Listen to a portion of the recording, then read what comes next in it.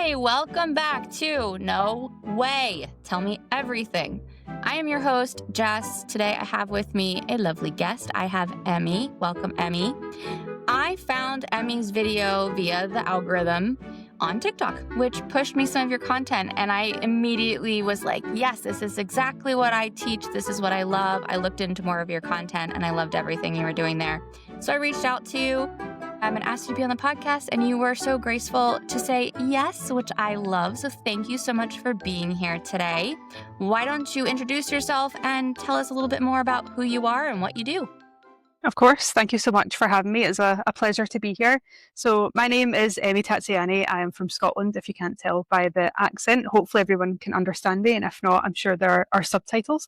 I'm a somatic therapist from Glasgow in Scotland, and previous to that, I was a human biologist and a biology teacher. So I'm sure we'll get into why we got into this work, but somatic therapy and working with spirit and science has changed my life, and finding your content as well has been so wonderful to connect with other people. So I work with people on their stress, their trauma, also bring in a bit of spirit. Sometimes we need to do some past life work. And I just find that those three things blend seamlessly together, and we need a mind, body, and spirit approach. So that's what I'm here to talk about, and that's what I do in my practice. Lovely.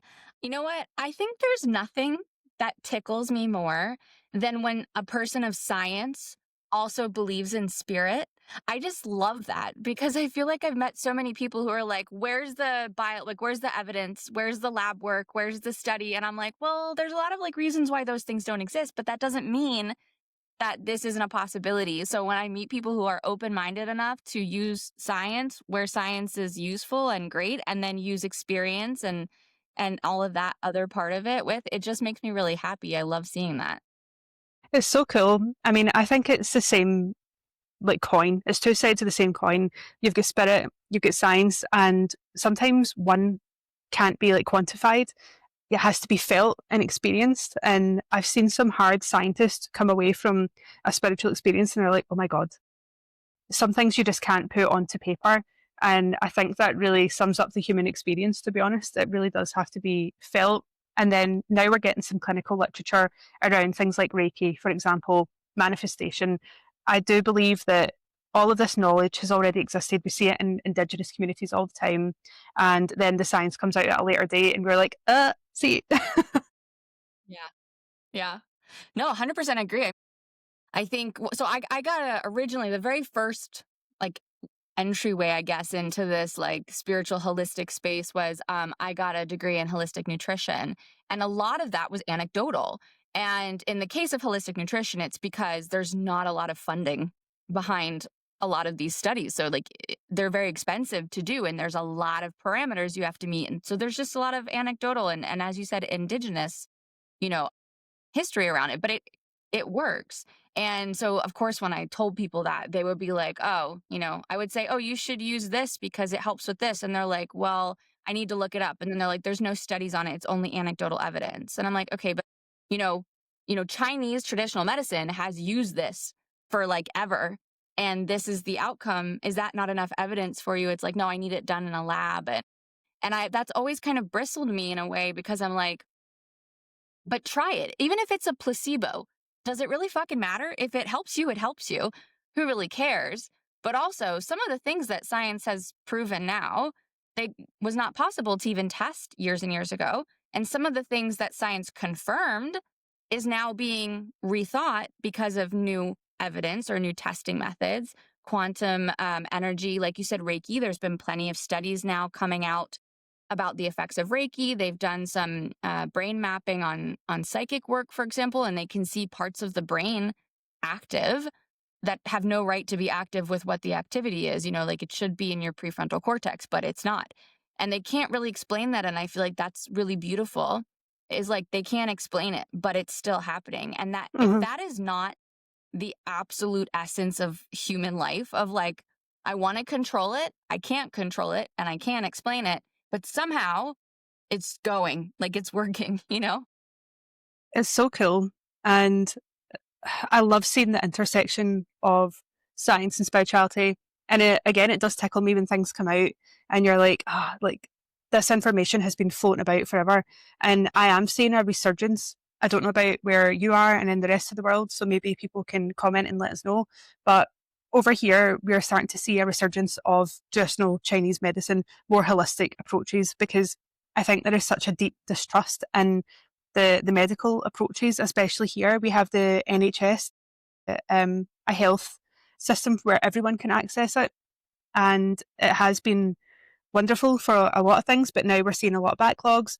We're seeing a lot of dismissal, especially when it comes to women's health and things like endometriosis. It's up to 10 years for diagnosis. So I think people are starting to put their faith and their money behind traditional practitioners who are looking at the mind, the body, and the spirit. And I think, honestly, that's where our medical, our Western medicine needs to go. It just has to blend all together. I would love to see a pharmacy that had the options for pharmaceutical drugs alongside like holistic tinctures or acupuncture and things like that before putting someone straight on a drug. But equally, some people will need to go straight to that drug.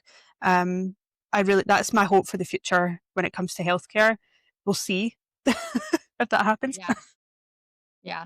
I hope we're getting there too. I mean, that's a little bit how, I mean, let's talk about how we got into somatic work. Like that's a little bit how I got into it was, well, it was a couple different avenues that led me there, but one of the main avenues was medical because I had IBS and my doctor was just like, well, do an elimination diet and see what works.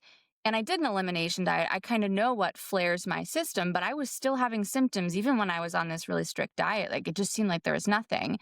And then she sent me to the gastroenterologist and I had so many tests done and culminating in a colonoscopy where, you know, you're that feeling of you just want to fucking answer. You're like, what's going on?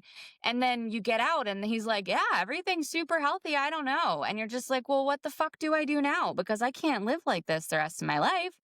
And then I Yeah. started doing some research on it, which led me to somatic work and this understanding that this mind body spirit connection is very strong and it's quite possible that at least the severity of my symptoms could be affected by my childhood trauma. So I started doing somatic work with a somatic therapist. And wouldn't you know, I'm not going to say it's completely gone. It's not. Those foods still cause a flare up in me. However, the the degree that I have is much, much less. And I've heard stories, you know, again, it's anecdotal, but I believe experience is valid. So I've heard stories of people with, you know, other medicated diseases or anxiety, depression, who do the somatic work and are able to wean themselves off, or the disease completely disappears. So, how did you get into the somatic work? So I've had a similar experience to you. I had struggled with endometriosis symptoms since my period started when I was about 14, 15. And similar to you, like really difficult digestion, being bent over with cramps, like dropping to my knees when I was trying to go out a walk and things like that. It was horrendous. Over the last 8 years, I've been in therapy for childhood trauma. We all have it, or most of us do anyway. And I noticed that the cognitive therapies, although they're absolutely brilliant for some people, they weren't shifting the needle for me. And what really did was internal family systems. And then when I went to train in somatic therapy, I went through somatic therapy as a client first before going into that as a practitioner. And I noticed that my period cramps no longer resemble anything like endometriosis. I can have a monthly bleed and go about my life. I feel a little bit tired, but the cramps are non existent. It's like night and day. So there must have been a large emotional component to my menstrual cycle that I was unaware of when I was younger. And having done that somatic work, my womb space is much clearer, much lighter. Even on a daily basis, I can feel a difference. Um, so what drew me to somatic work was that kind of difficulty with the cognitive therapies. I already knew what was going on inside me. I already knew that I'd had an abusive childhood, and that intellectualization wasn't helping me shift anything. Now, I read The Body Keeps the Score, which is a great book, but there's a lot of kind of discussion about it now being maybe not as appropriate in approaches to like clinical work and things like that, which I would agree with. I think there are better books out there now for people to tap into. But that was like the awakening for me. And I was like, holy shit, okay, there's clearly more to this than I've, ever realized. And that kind of cracked it open for me. I would say 2018 when I had a bit of a breakdown. I think a lot of us do, left teaching. started to read that book and I was like, oh my God. And yeah, for the last 5 years, I've been working with my body and then trained in it to support my clients. Yeah. Yeah, I mean, I also was in, therapy, I think on and off most of my life. I think the first time I went was when I was, I wanna say 8 or 9, maybe. That was, like, the first time I went and saw a therapist, and it's really good if you're unaware of what is going on inside of you. Learning, who you are, what's happened to you, accepting a lot of times what has happened to you and understanding that it wasn't okay. Because a lot of times, I was carrying a lot of guilt and shame around certain things where I needed a therapist to tell me as a child, like, this is not on you. You didn't do this. This is something that was done to you and it's not okay. I think talk therapy is great for that and understanding these different things. But what I experience, excuse me, throat chakra. Um, what I kind of experienced was that all of that was well and good to understand, but as the body keeps the score and all these other books in somatics and what we believe as somatic therapist tells you, my body had not processed it. So even though my mind knew what was going on and knew what needed to happen, I didn't give my emotions or my body or my inner child the space and ability to actually work through it somatically to release it. So I was the exact same way. I was like, listen, every time something happens, I'm totally aware that this is my abandonment wound. I'm totally aware this is related to my father, and I'm totally aware that it's related to my self worth, but I literally can't stop myself from doing it. Like, I'm still holding on to this. Like, the wound is still there. And, before we came on air, you mentioned, operating from the scar and not the wound. And that's ultimately where you want to get to because you can't forget the things that happened to you. They happened to you. You will always have that memory, but you don't want to be operating from this open wound. And that's how I was for, I don't know. I think I started getting into somatic therapy. When was Corona? 2019. So yeah, like 2020, around there, 5 years ago. That was also eye opening for me of like, oh, I haven't done any of this. And then also noticing sometimes I did intuitively do things. Like when my parents were fighting when I was younger, or when people are fighting, I would like sing and hum. And then to go through somatic therapy and realize that that's a regulation technique and a way to move the energy out, I was like, oh, I was just instinctively doing this. So there were things like that where I was like, huh, and that maybe ties into the spiritual connection for me is that somatic therapy came first, and then the reawakening of the spiritual awakening of my spiritual gifts. And I love helping people to tap into that because it has been so helpful for me. But it's also helpful in my practice because I use that in every single meeting to help understand and guide people through what will be helpful for them because as what's helpful for one person is not for someone else, and you learn so many different tools to work with people on. So instead of just throwing a dart at a wall of like, this would work possibly for this, let's try this technique or this one, I can kind of feel in the energy and talk to my guides and be like, what's coming through is this recommendation for you. How do you weave in the spiritual with the somatic? Oh, I can totally relate to what you're saying there. And it's funny because you're saying your embodiment of your somatic work helped with spirit. Spirit came to me first and was like, you better get your shit together so that you can Hmm. really feel. And I'm not sure how familiar you are with human design, but I have a Yeah. splenic authority. So my Okay. spleen is that like super quick, intuitive hit. And if you're not in your body, you will miss it. So my intuition and I had to like get super close and become besties. And I did that through incorporating the somatic work so that I could hear spirit better. And in terms of using it in my work, I often have deceased loved ones or spirit guides coming in and they're like, what's going on here? What are we doing? Are they finally listening? And I'm like, well, I can pass a message on, and for the most part, people are ready to hear it. I try to put an energetic boundary around my business where people can cross the threshold when they're ready, and also just keep the people at a distance who aren't quite ready because it's like a moth in a flame. They kind of like float about the flame, like, oh, am I ready? Am I not? And I think as practitioners, we need to be mindful about how much energy we put out because we do want to attract the right clients and things, but there needs to be that step where people are finally like, I am terrified, but I am ready. Working energetically is a big thing for me. allowing their spirit guides and deceased loved ones to come through. I also read cards and things as well, but it's very much a collaboration between mind, body, and spirit. And I get them into their body as well.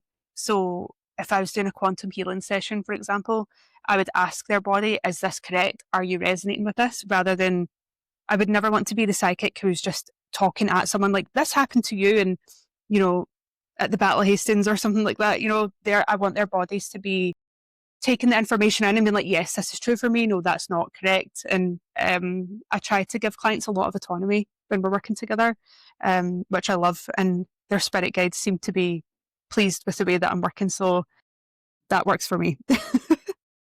Love that. I love everything you just said, and I resonate with it completely. I think it's really important because, especially like for me, I've worked with people who are not spiritual and they're only interested in like the psychological, somatic, grounded thing.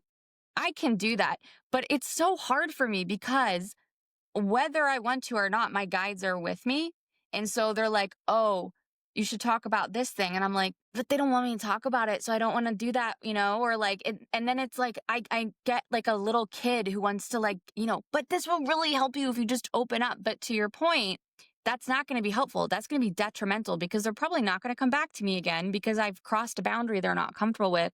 And as any type of practitioner or therapist in the healing space, that is the absolute last thing you want to do with anybody when you have vulnerable people coming for help is to overstep their boundaries and, open the door too soon, to exactly your point on what they're willing to take in. And I mean, I would say my guides are pretty good about metering how they come in and if other people come in or like deceased loved ones. Um, it seems to be like the people who are more open and ready, it's like a lot. Like there's a lot of psychic help coming in through the whole session. Whereas other people, it's like, I had a client earlier where their grandmother just came in just to say, literally just this nice breeze of fresh air to just be like, I'm here with you. You're not alone. We were working on some inner child stuff. And afterwards, I found out that they had a really good relationship with their grandmother, not so much their parents. And that was the person that they really felt bonded to. So she just came in to just be like, I'm here with you. You're not alone while you're doing this work. I'm supporting you. So it was just very little, but they're also like curious about it. They're interested, but they're like, I don't really know a whole bunch about it and I'm not going to dive headfirst. Whereas one of my other clients who's super open and also psychic herself, her mom comes in almost every single session and she comes in loud. Like I'll just be in the middle of a sentence and I'm like, oh, your mom's here, you know, like she'll really come in. And it's also funny because connecting with people's loved ones who have passed has never really been, I don't want to say it hasn't been my thing. It just kind of hasn't. Like I'm able to connect and do a reading when I was learning, for example, I could connect and do a reading. But it didn't really do anything for me personally. Unless it was like a healing thing, like just telling them validation, for example. I was like, well, I don't know how this is helpful. Like, I know how it's helpful. It's closure. It's connection with the person you miss. I get it. But for like my passions, I was just kind of like, I don't want to keep telling people all this validation. Like, I want to help them. So I really find that doing a reading separately without the somatic thing, if people want a reading, I actually find it really hard to connect to their loved ones. And I think it's because it's for me, like I've set an energetic boundary of like, that's not what I want to do. I want people's loved ones to come in when they need closure on something or they need to tell them something.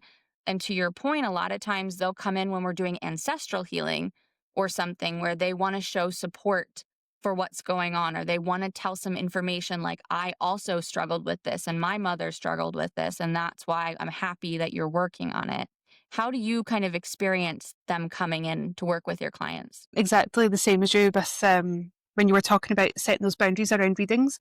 I've definitely moved away from just doing standalone readings, just to put a wee point on that there, because I do feel that without the nervous system work and the somatic work and the shadow work as well, doing a reading for someone, for me, that doesn't really shift the needle. And for my clients as well, they're coming to us for the deeper things. And there's loads of readers out there that are amazing for like your general stuff. So I'd actually just signpost them away to that because it just doesn't feel aligned for me anymore, and it Mm, seems to be the same for you there.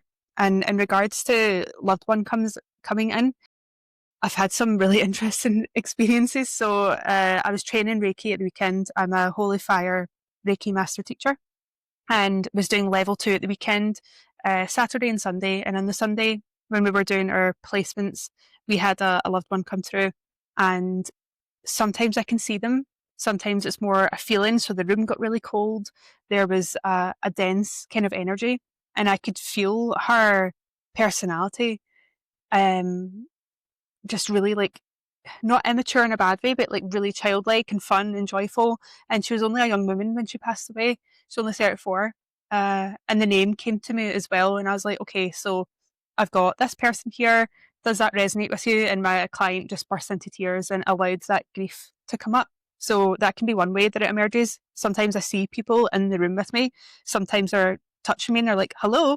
And that one's a wee bit confronting. I'm like, okay, you need to step back a wee bit. So it can really differ between that downloads, that just intuitive knowing, and actually like a physical manifestation of spirit. I tend to prefer the former to the latter. I don't know if you can relate to that because it can be a wee bit unsettling. yeah, yeah. The way I mostly, so I'm clairsentient. I have a, like as we all have, as I will preach to everyone who listens to this and knows, we all have the ability to connect. We all have the ability to do this work, and we have the ability to connect to all our different clairs.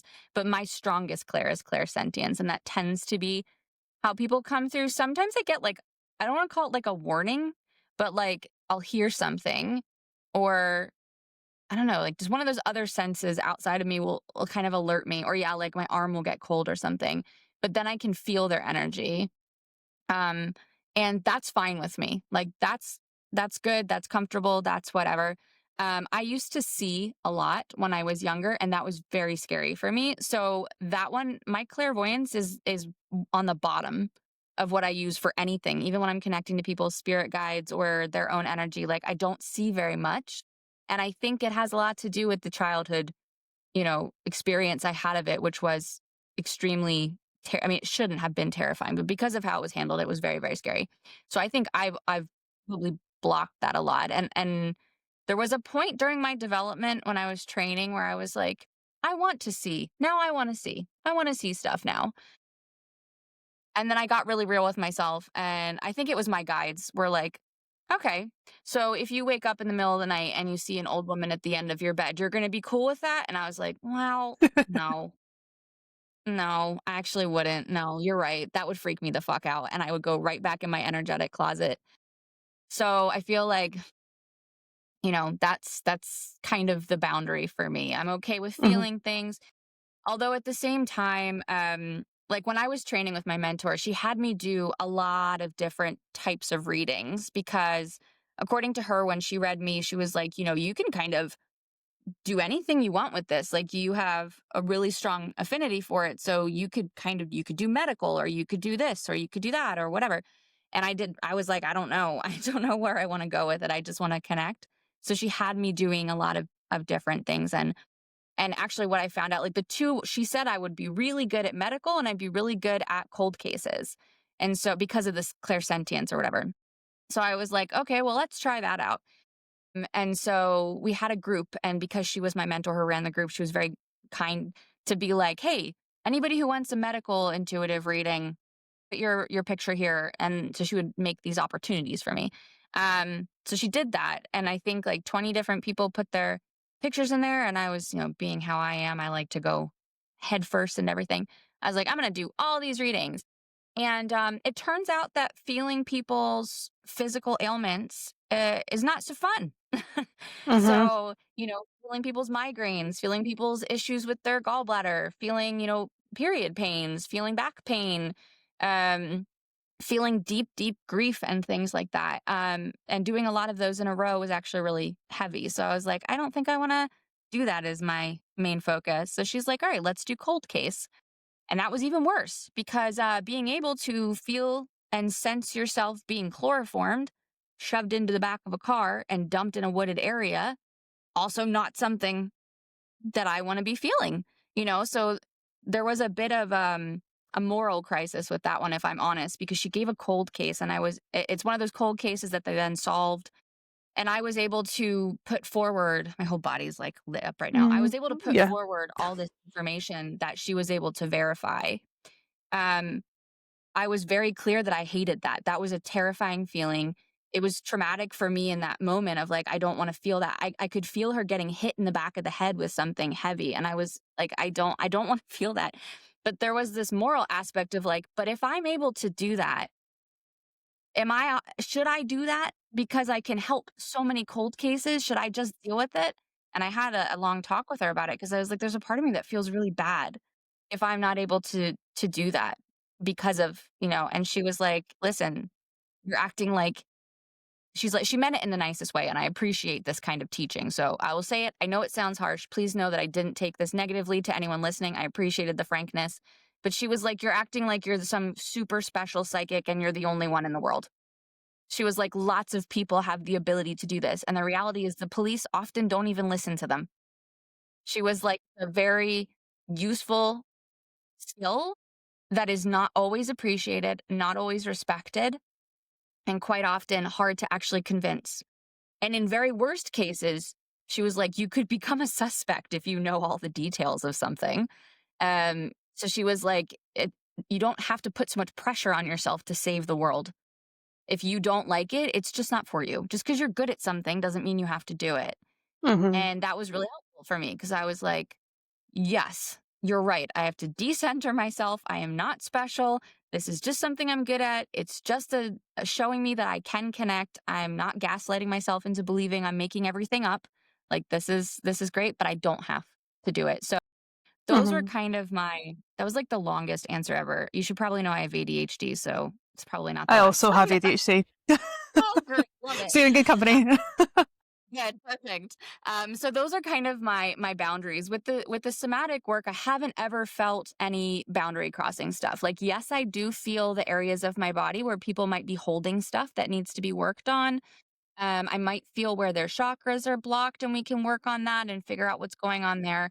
But it's never been anything that makes me feel bad afterwards or feel completely drained. It's something that I feel like is part of, as with you. I mean, I think if you're listening to this and you're like, oh, I haven't been able to progress from this thing with therapy and I want to try somatic, if you're open to the spiritual aspects of it, it adds a completely different layer, almost like an x ray kind of situation to help you get to the issues a lot deeper and more targeted than if you're just feeling around in the dark. It's like having a practitioner who has a headlamp in the dark.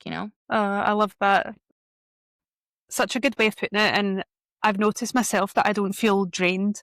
Sometimes doing the psychic work can feel really energetically draining, especially if you had things back to back. And I try not to do things back to back for me personally, but super, super draining.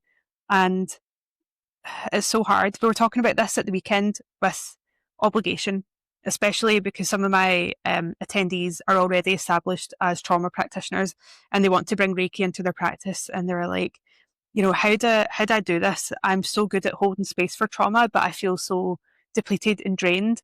And I'm like, my sister in Christ, you don't have to. Like, as you said, there's people out there that are ready to shoulder that.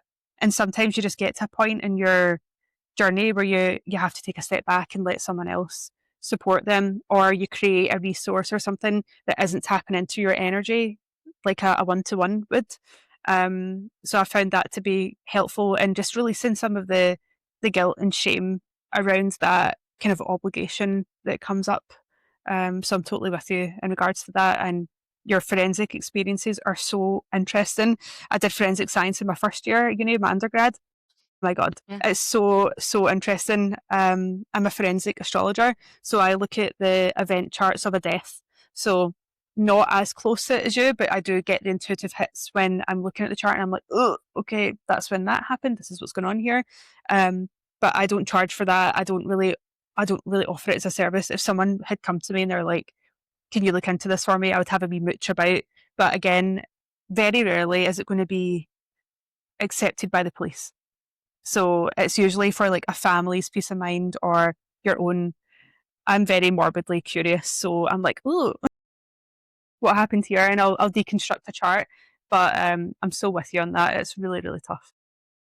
If I could connect in a way that didn't allow me to feel what was going on, that would be fine. Because if I could see it, like it's not a pleasant thing, but it's not like I could handle that. It's really the body feelings. I think I did like 3 or 4 of them before I was like, no. I mean, on the one hand, I'm not gonna lie, there's an ego validation that you do get when people can confirm things in any psychic reading. Because I don't know if you're like me, but like I'm still working on building my confidence in the psychic space. Like, even though I feel very confident in what I'm doing, whenever someone's like, oh, that just happened, I'm like, really? Oh my God. And then I have to remind myself, like my husband says it all the time because I'll be like, I'll say something and then he'll like be like, oh, that just happened yesterday. Or I was thinking about that. And I'm like, really? And he's like, oh my God, it's almost like you're psychic. And I'm like, yeah, I always forget that. Like, I have to constantly stop gaslighting myself that, like, yeah, this is going on. But it's also, the one thing I do feel very strongly as an obligation is if you're going to do this work and you're going to share this messaging or these messages with people, that you do it in a very sensitive, caring way.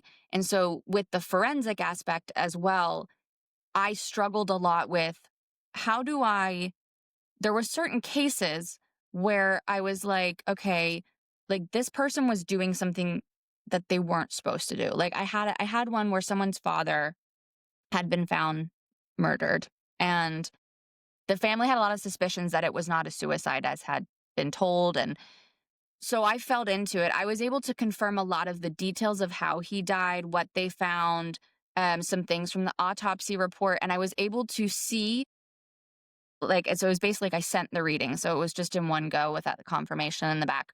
And I was able to say where these injuries came from. And what basically the situation was he was involved in very dangerous illegal activity, is what I saw.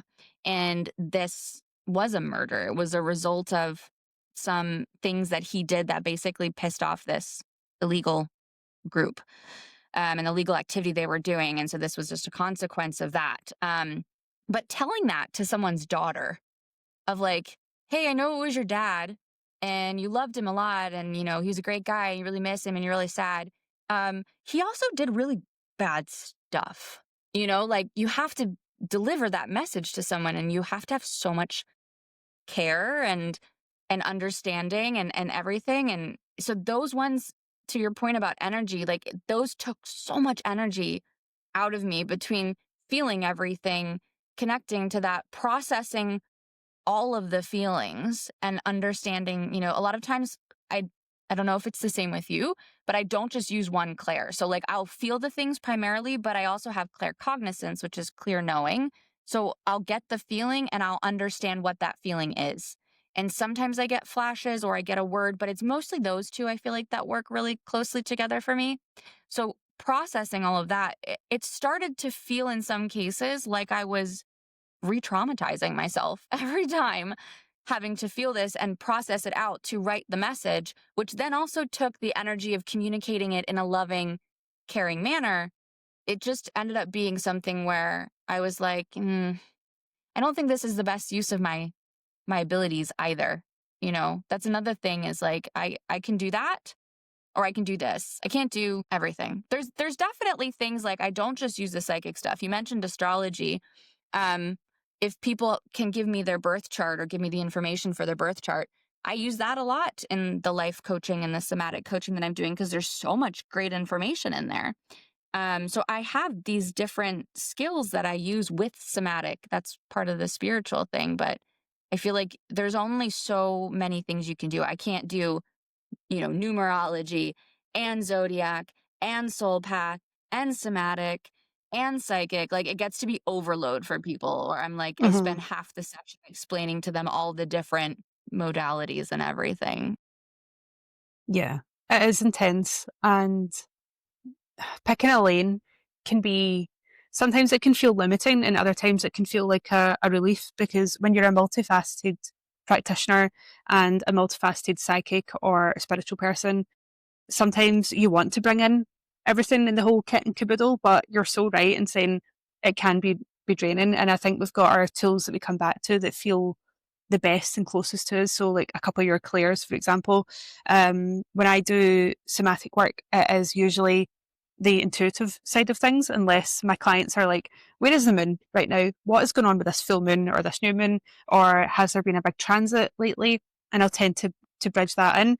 I'm very fortunate that my clients listen to my rambles. I usually go on Instagram stories and talk about transits. And they're like, oh, okay, that makes sense. And they come to me with like a wee bit of knowledge that which I've given them prior out with the session, which is really good for laying the groundwork.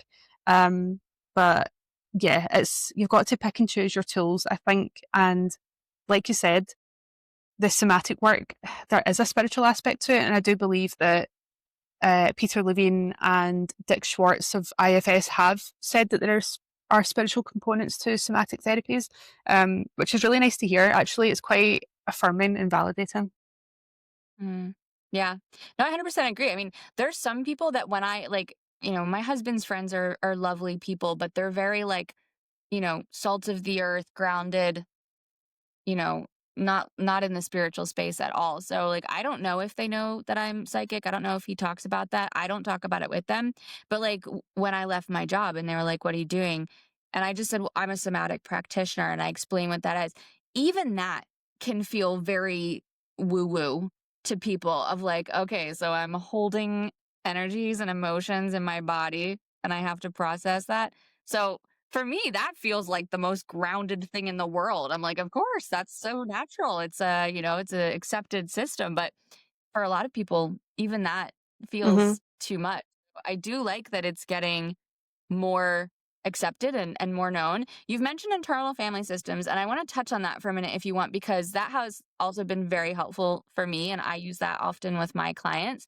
Can you tell us more about internal family systems and how you use it and what you love about it? Yes, so IFS has the framework of parts if you're watching this and you're not familiar. So most people are familiar with like the inner child, maybe also the inner critic, and we can break these parts into subparts. So there's categories like managers and firefighters and exiles, which tend to hold our trauma and our wounding and things like that.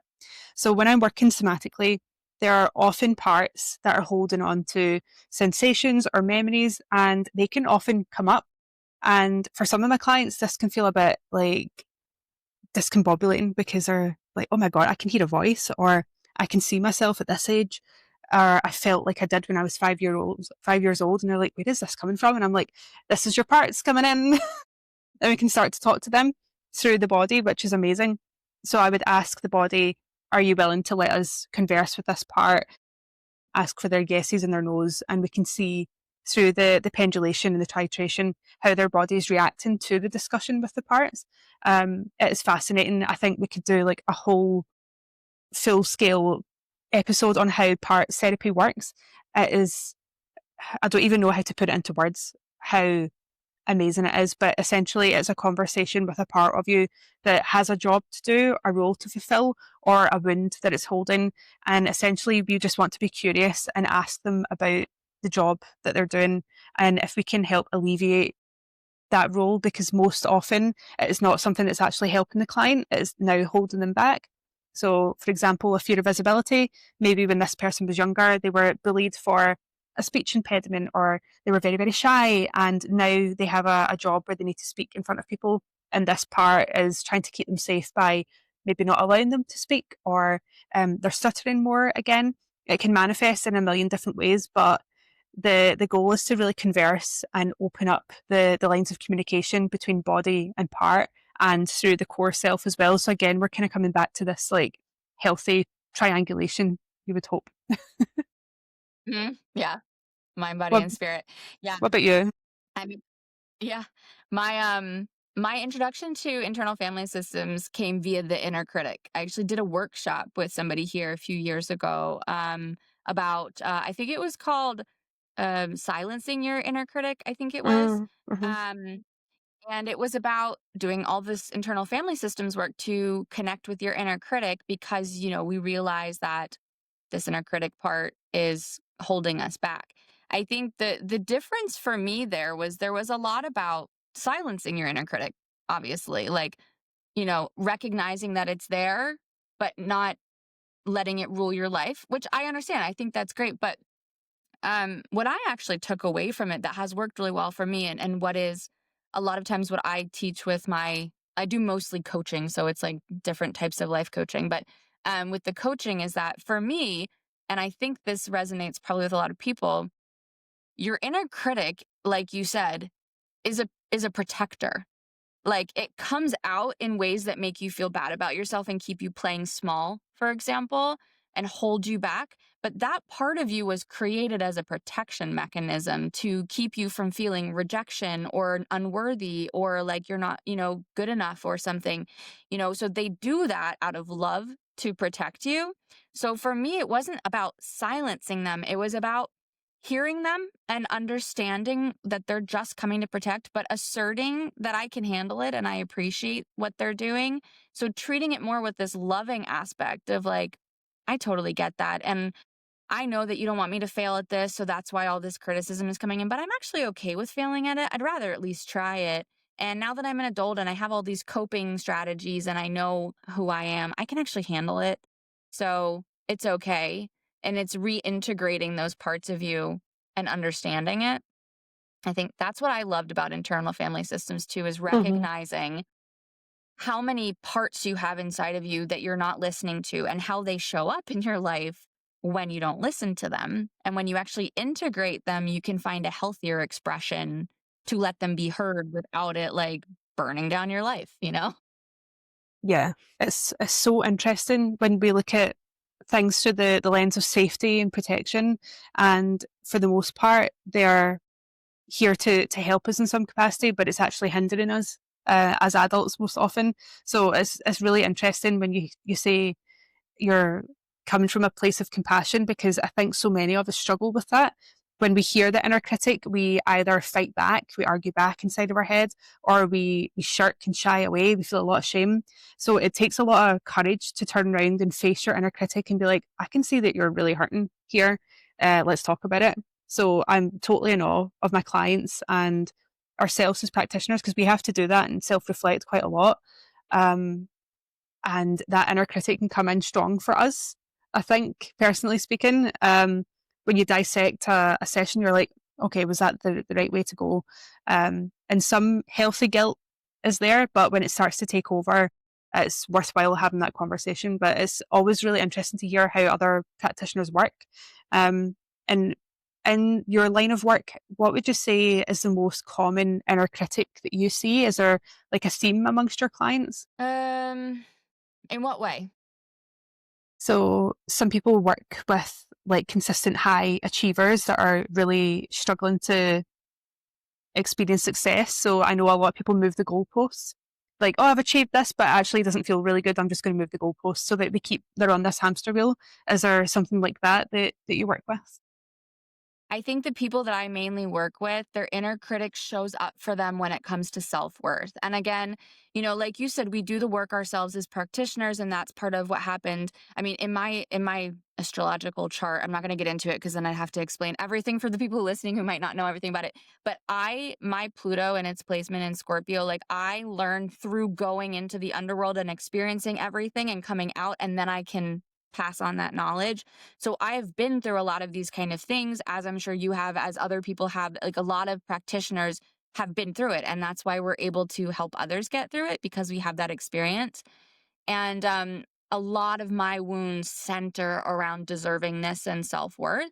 So I feel like energetically, to your comment about attracting the right clients, I feel that I tend to attract a lot of clients who have self worth issues, which is great because I'm very well versed in that. Um, so what I see a lot is that their inner critic is coming out when it has something to do with them wanting to try something new or wanting to take a risk or going after something they don't feel like they're good enough for, imposter syndrome, things like that. And it comes out as this inner critic to critique everything they're doing. Like if they come up with an idea, then their inner critic's like, that'll never work because of this and this and this. Or if they're like, I want to try for this, they're like, well, it's going to be a waste of time because you're never going to get it. And it's coming from this protection and this love for them of like, I don't want you to feel bad about yourself anymore. So if we just stay here, we never have to feel that way. but it's holding them back because the reality is that they're operating from false beliefs that those things are not made for them or good for them or going to work for them. And also they're operating from an inner child wound of where they feel they can't handle the emotion. And I think in general, with all the somatic work that I do, is getting people comfortable with the full spectrum of their emotions and feeling them and being okay feeling them and knowing that they're passing and they're temporary. And we teach all the tools, right? To how do you handle this? How do you get through this? How do you regulate your nervous system in this feeling? That kind of stuff. Because we live in a society that's like, you should always be happy. And if you're not happy, fix it. Be happy. Find a way to be happy. Don't care what it is. Do something to be happy. We don't give people time to grieve. We don't talk about how hard things can be and how it's okay to grieve them. If you miss an opportunity, you should feel really sad about that if it was important to you. You should let yourself feel that. Don't try to fix it. Don't try to immediately move on. Be in the discomfort and the pain and grieve that opportunity and know that another one will come and it's fine. Just let it go through you. So I think a lot of what is part of my passion with this work is like, it's okay to feel bad. You need to reframe your mind about the fact that you can feel bad. It doesn't mean that you're bad. It doesn't mean that you're not good enough, even though you're feeling that way. That's, emotions are not truth. Feelings are not truth. They're just what we're feeling. They're messages about something, often a wound. So it's okay. Like you can sit, and I'm saying this, like, there's that saying like psychologists are the worst patient or whatever because they're really good at giving advice. They're not great at following it. Like I am that. I am that.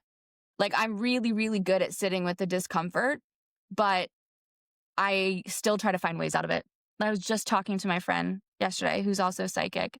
And I was like, oh, I'm going to make an appointment with you for this. I'm going to do that. And she was like, hey, maybe you just need to rest. Like, I'm feeling like you should just rest. And I'm like, "Mm, I know that, but I don't want to because not being able to move anywhere is very uncomfortable for me. I don't like just sitting here doing nothing. It's uncomfortable. So I'm going to do something. I'm going to manufacture something to do.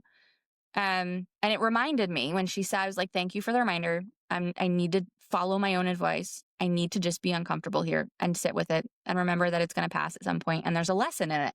There's a lesson in the uncomfortableness that I'm not allowing myself to learn, but trying to get out of it.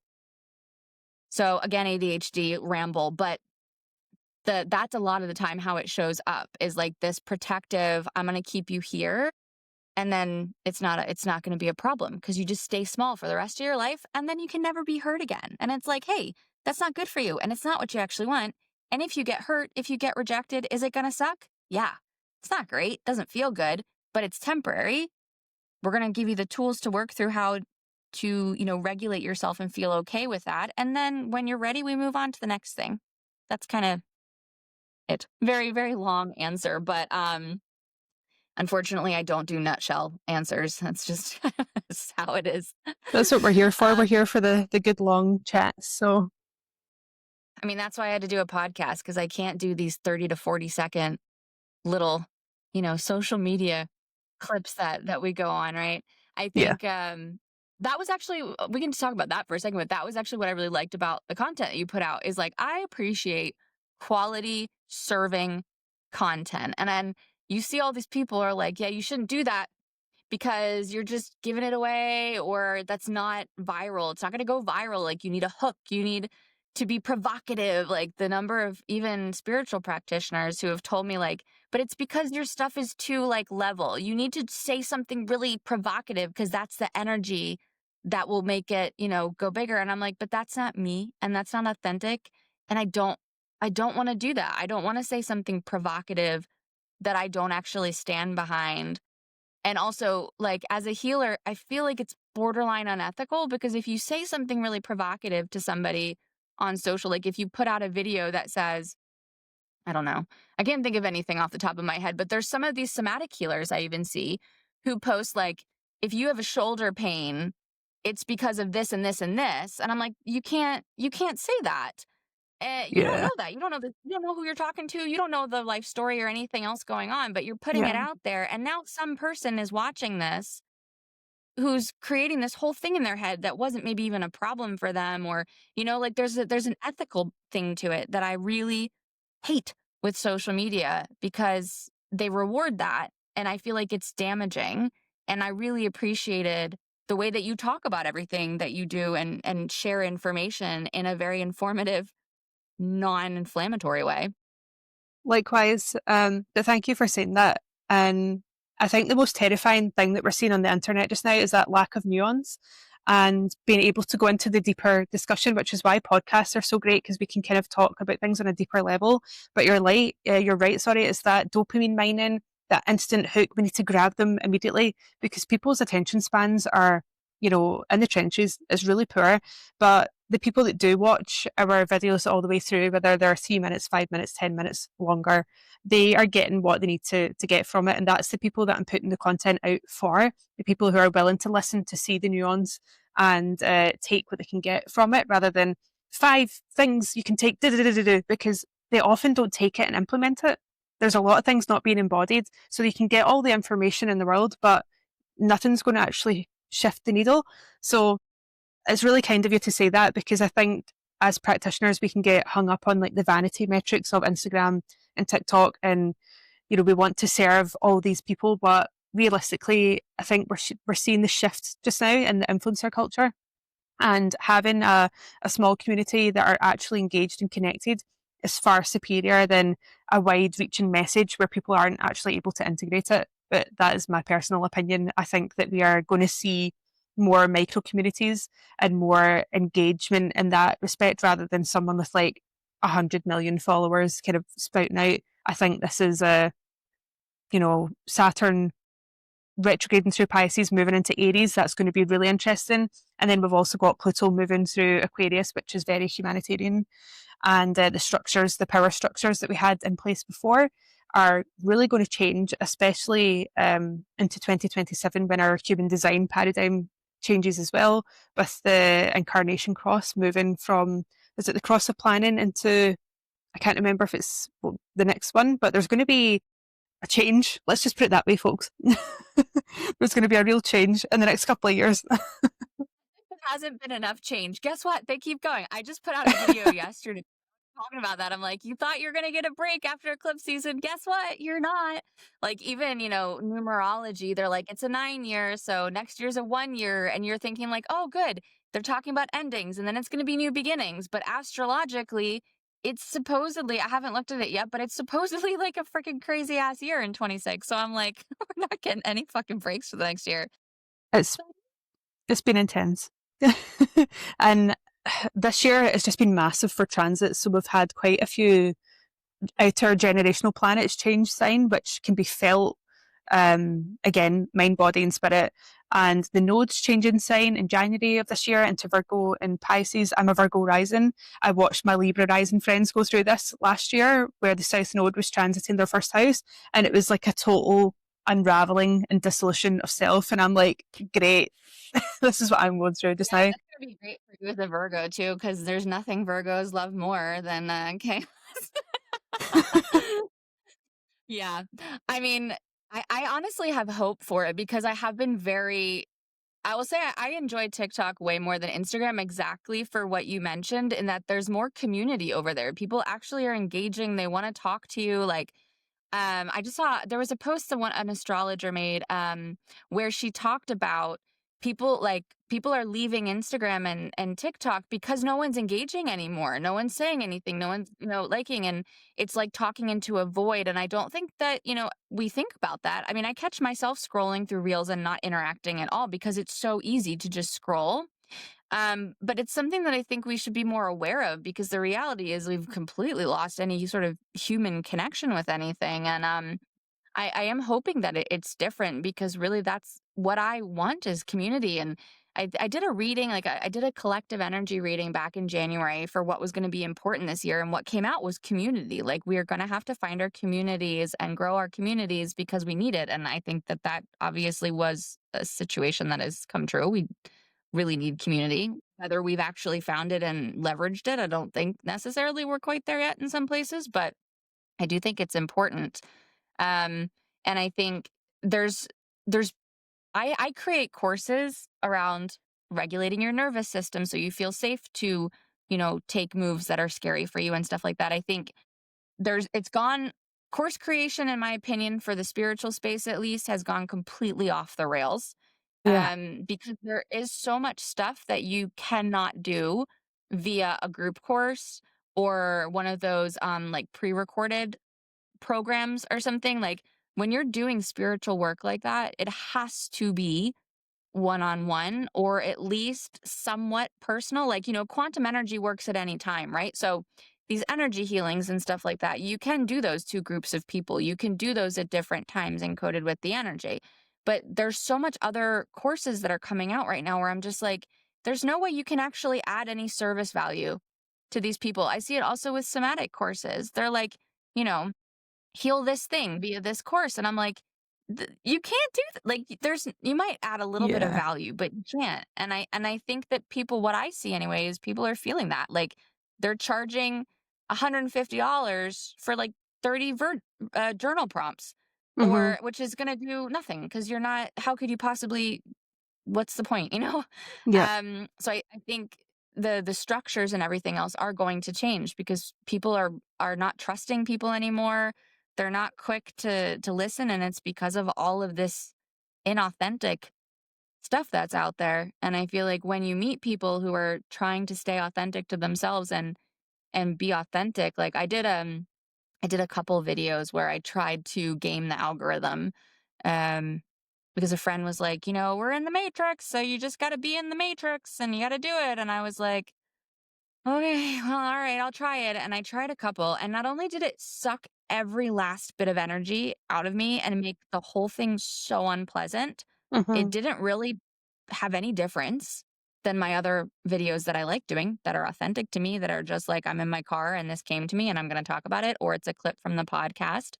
Um, and also, like, it just felt so gross. I felt really gross. Like, I'm not saying people can't do that if it works for them and it makes them happy, but for me personally, it was like, ick. This Mm-hmm.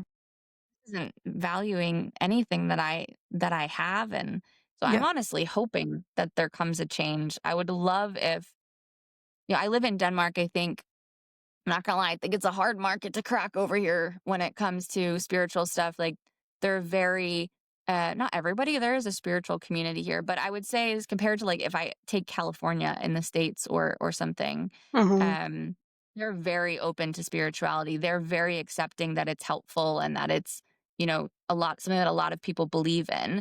I would say in Denmark it's a little bit behind, it's a lot of bit behind on that. I think it's still very much like psychology, science, practicality. Um, so it has been a little bit uphill on that, but I feel like I'm just going to keep doing this. I feel like there Mm-hmm. has to be like, I don't know. I'm called to this. There has to be something. I'm just being patient. The energy right now, astrologically, with all the transits and everything, is like, hey, just chill here. Mm-hmm. just just hang out. And I'm like, I don't like doing that. But okay. All right. We'll see what Yeah. happens in 26, I guess. Have you looked at the astrology for 26? Have you analyzed it? After this year, honestly, I'm just like, Jesus, take the wheel. Honestly, I just can't face it right now. I say that so often. I'm like, I can't. I let go. It's just this year has just been so intense, and it's not been like a super bad year. It's just not something that I've particularly enjoyed at a lot of points. And I think in um the like the Chinese astrology, it's like the wood snake, which is that kind of like shedding the skin. And I think next year is the year of the horse, so that might feel a bit more like we've got a bit more momentum coming in. You'll need to check that. I'm pretty sure I read that somewhere recently, so I'm sure someone would put in the comments if I'm wrong.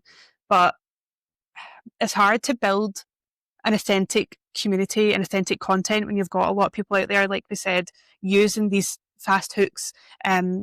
Shake your body for to lose your cortisol belly and all this stuff. And I'm like, oh my god, it's wild. Cortisol has become like the demonized word. These dips have become like the way forward for your nervous system and content. We're seeing a lot of like they're taking one tiny, tiny bit of a nervous system piece of information and then just massively putting that out there. And people think that that's the best thing to do. And I've got clients coming to me who are very high in their activation, very high adrenaline. And I'm like, if you go into cold water there's a very good chance that you're going to spike your adrenaline even further. And if you've got heart problems, you're in danger of like cardiac arrest. And I'm not saying anything about the contraindications of these nervous system regulation tools, which is why it needs to be differentiated, why it needs to be individualized. And like you said, that one on one approach, unless you're putting that information into courses, which I'm sure you are and other practitioners will be. But I'm seeing a lot of charlatans on Instagram and TikTok. And I think that's what makes it difficult for us when we're slowly building our businesses up. And I'm not going to lie, it can lead to bitterness and resentfulness, but we just need to keep going with what we're doing because it clearly is helping people and shifting the needle. And I kind of swing between being grumpy about that and like, it's okay, everything in its time. And I'm like, ugh. Yeah.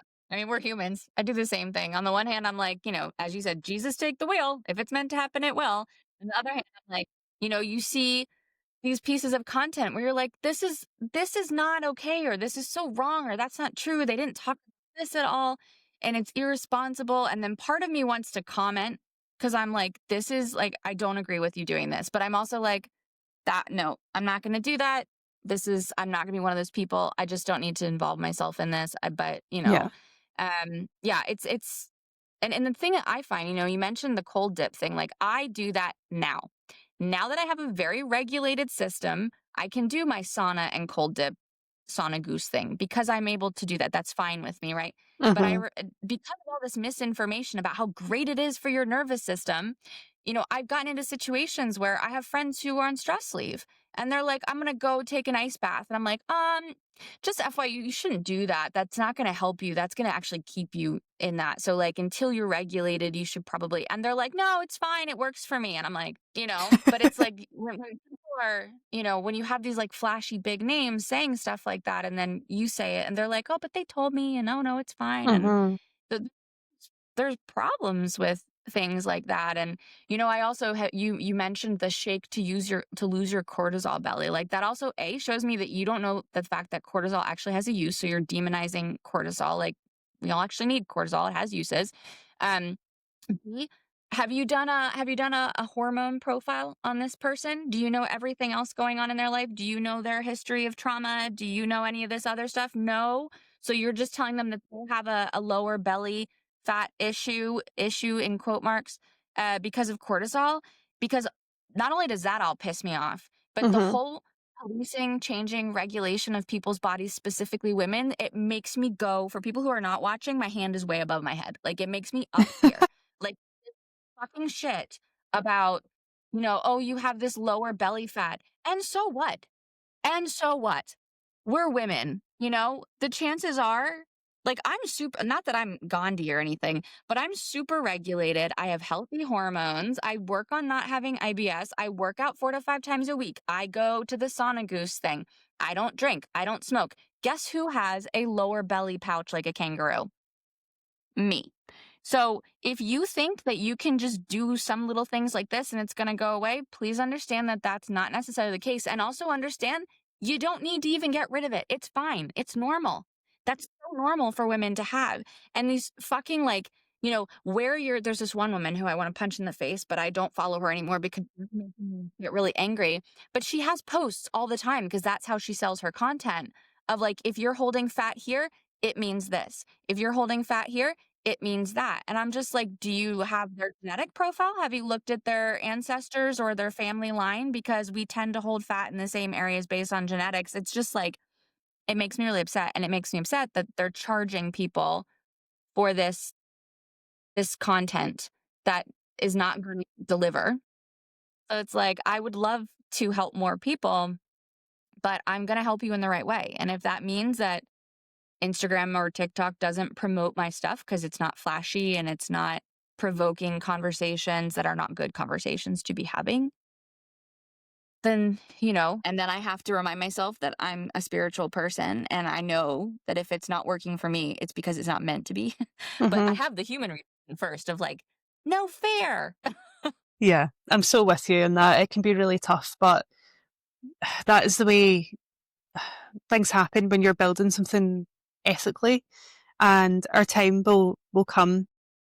So it's just enjoying the journey, isn't it? Which is so cliche and so uncomfortable. And I'm like you, I hate it. I hate sitting still. I hate having to just put up with something. I'm like, oh no, I want to be in movement. But accepting that we're in that space, and this podcast and the videos that we're putting out will find the right people and the right clients. And like that's all we can really do. And I can go to sleep at night knowing that I have done my best to serve my clients and serve myself, and not be giving them information that could be really damaging. You're so right, Emmy. You're so wise. It is so true. At least we go to bed.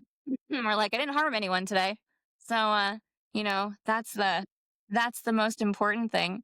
Yeah. And I think what's important to understand for me as well is like, I, I think my other problem I have with some things, and now I know we're like talking about problems, but um, like I'm very vulnerable on my social platforms. I'm very vulnerable on the podcast about the fact that like I've been through a lot of stuff and I've gotten a lot of learning and degrees and certifications so that I can help other people um know that it's possible to get through it and get through it in a way that works for them. It doesn't like have to be this horrible, years and years where you're just feeling like shit for years because you're digging up stuff. Like the thing I like about Somatic is that you actually don't have to relive it. Like with talk therapy, for example, I found it really hard and like reopening that wound all the time if I switched therapists. And then I had to give them my background and talk through it over and over again. And it was like, I don't want to keep talking about this. I want to move on from it. But every time I talk about it, it's energetically bringing it back up.